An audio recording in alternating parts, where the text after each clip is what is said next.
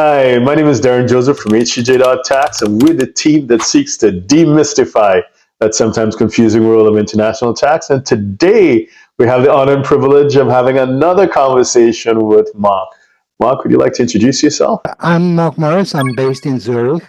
I've been here for nearly 30 years, and I've exclusively devoted myself to automatic exchange of information since the year 2000.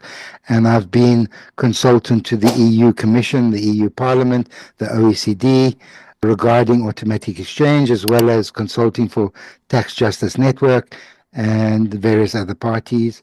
And I would say today, after 25 years, I'm the only person in the entire world that is promoting structures in 4 or 5 different territories that nobody seems to touch. But we'll go through those territories today. Fantastic. The next question is a continuation of the first.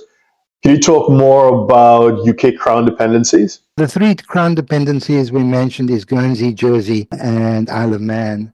So they are under UK sovereignty, but their allegiance is to the British monarch crown rather than the UK Parliament. They are not part of the UK, and they have a unique constitutional relationship with the British Crown, and that is rather confusing compared to the dependencies, which have a relationship with the UK Parliament. So they are not represented in the UK Parliament. Their emphasis is on medieval feudal ties, and I'll go over one of these as an example of the 1,000 years ties with the UK. They were never colonies, whereas the territories are invariably colonies, but they have ancient rights and autonomy, and I'll discuss how, for example, Isle of Man just now. The UK is responsible for defence and international representation. They have their own legislation, their own legal systems, their own tax regimes. They are not called the UK because their relationship is with the Crown, the King, not the state. The UK does not legislate for them, unlike overseas territories. The UK can override dependency laws on defence, on good governance and international relations, but would still require their consent. So it's the governance issue that sometimes they step in, tax avoidance and CRS, etc. Exceptions are where law could be imposed. Constitutional matters require royal assent, i.e. approval by the King acting on the UK government advice. Now, good governance is where they mostly step in, and that's to do mostly with money laundering laws and things that are related to the money laundering laws. For instance, the UK Crown Dependencies are really reluctant to implement beneficial owner registers that are publicly accessible. They're fighting this tooth over nail. But the UK is pressing them pretty hard to do that under threat of them overriding their legislation. This has never happened in modern times, but this is close now. If they don't implement the publicly accessible registers, and the way they're escaping is by saying some of the territories don't have publicly accessible, and then the territories say some of the Crown Dependencies don't have public accessible. But I think altogether, within the next 2-3 years, they'll all have public accessible registers. In 2010, the UK pressured them on tax evasion laws. And how did they pressure them? They used diplomatic and economic pressure should negotiations not be successful.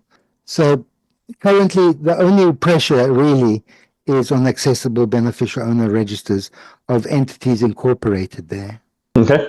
Hold on. Yeah. So again, I just want to emphasize that point. I know I sound like a stuck record.